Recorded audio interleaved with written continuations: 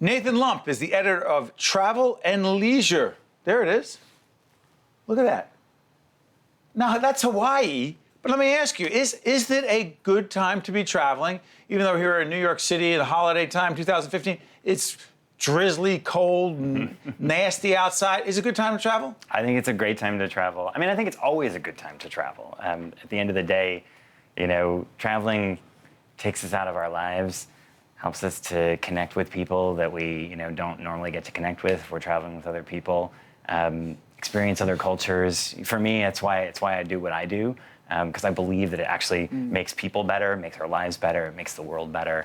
I think it's actually, So I think it's always a good time, but winter's good too. Yeah, where are the hottest places people are going to these days? I mean, Cuba's probably number one. I would say, at least with our audience. Obviously the changes in policy have made it a lot easier for people to go, but also I think it's created a higher degree of comfort for people.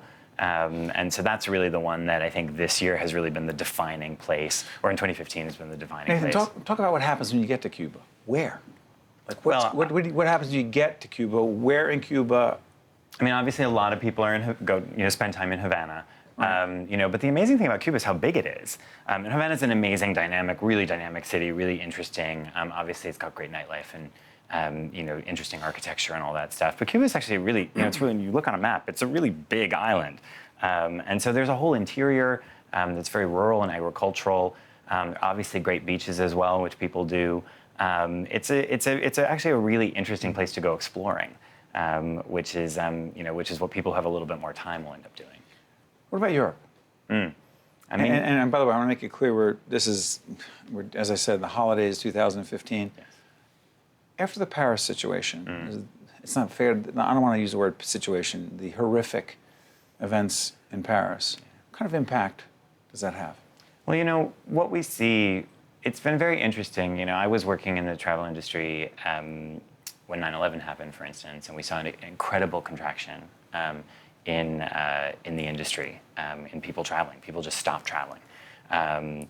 We don't see anymore the same degree of that.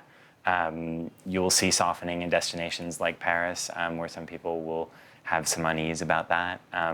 But actually, we see that places rebound pretty quickly. People, I think people have really begun to internalize that things happen, and that it's good to go on with your life. And it's also good to support the places where these things happen, because they need business. And so I think we actually saw with our audience an incredible outpouring of support for France and for Paris, and people saying, I'm going to go now, in fact, because I want to show that I care. Yeah. And one of the latest initiatives that you and your colleagues have, is it called Dreams?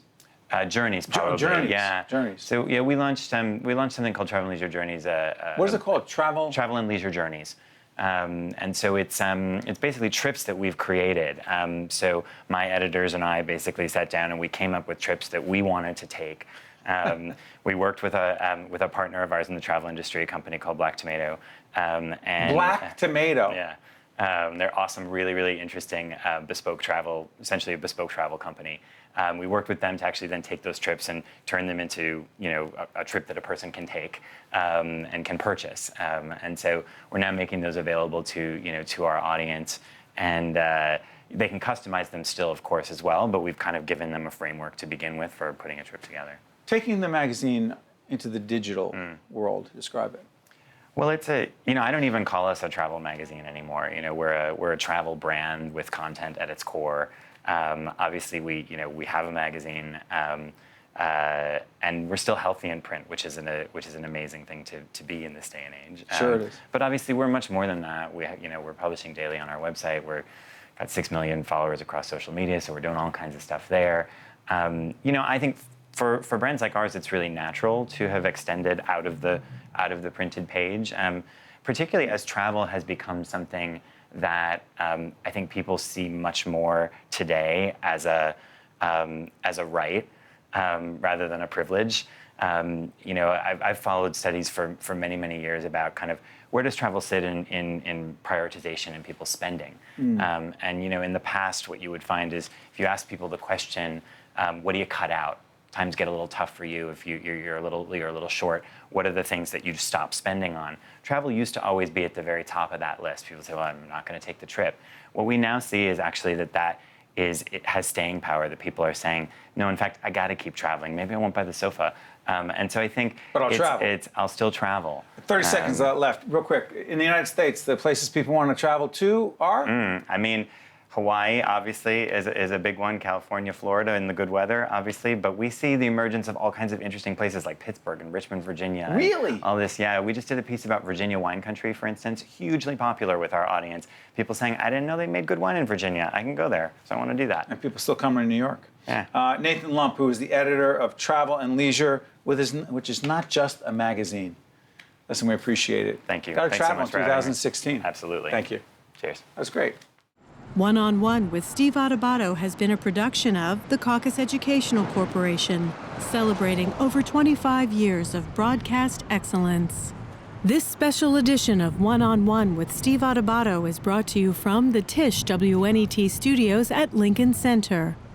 Funding has been provided by United Airlines, Investors Bank, Holy Name Medical Center, Health Republic Insurance of New Jersey, Fedway Associates, Partners for Health Foundation, and by ADP. Transportation provided by Airbrook Limousine, serving the metropolitan New York, New Jersey area.